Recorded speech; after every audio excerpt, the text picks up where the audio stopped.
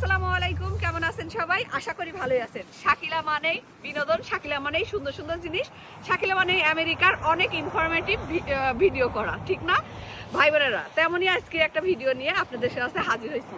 বৃষ্টি বিশাল পুরা পড়তেছে, তার মাঝে কিন্তু আজকে আমি ভিডিও করতেছি, কারণ আমার হাতে যে জিনিসটা আছে সেটা অনেকেই জানেন, কিন্তু এই জায়গায় এই জিনিসটার নাম কি বলে, এটা কিভাবে খায় এবং কারা এগুলা খায় সব কিছু থাকবে না আজকের ভিডিওতে। আর কত দাম সেটি শুনলে পারে তো আপনারা মাথায় হাত পড়ে যাবেন রে ভাই বোনেরা।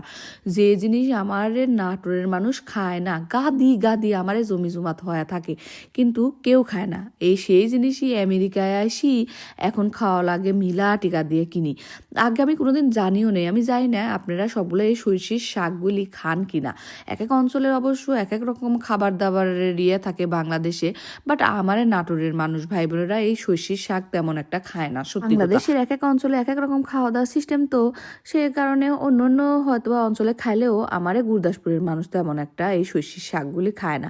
আর খাবি বা কিসের জন্য কন, আমারে ওই অঞ্চলে প্রচুর পরিমাণ শাক হয়, শাক লাতারি পাতারি, তো ওইগুলা খায় কুল পায় না। এই শাক তিতা তিতা লাগে, সেটি খাবি নি কন, ওই যে বেশি থাকলে যা হয় আর কি।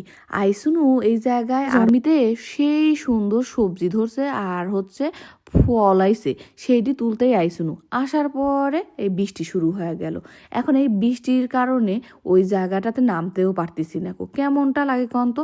এরপরে দেখি কি এখানে প্রচুর পরিমাণ এই সরিষার শাক হয়েছে।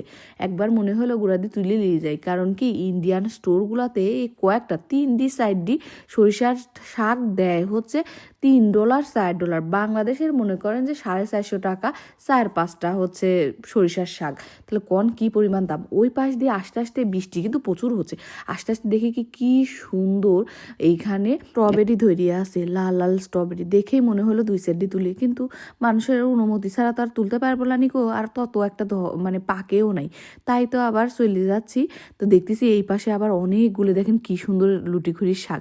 এইসব শাক পাতারি দেখলে পারে সত্যি মনে হয় যে গোড়াতে তুলে নিয়ে যায়। শুধু কি তাই, দেখেন এই পাশে কি সুন্দর একটা কোলার গাছ রে ভাই বোনেরা। আপুকে কইলাম যে একটা আমি রিল বানাবো, একটু কোলার গাছের একটা ভিডিও করে দাও, তাই উনি আবার আমাকে একটু ভিডিও করে দিচ্ছে। এই কোলার গাছের কোলাগুলা দেখেন কি সুন্দর ধরছে।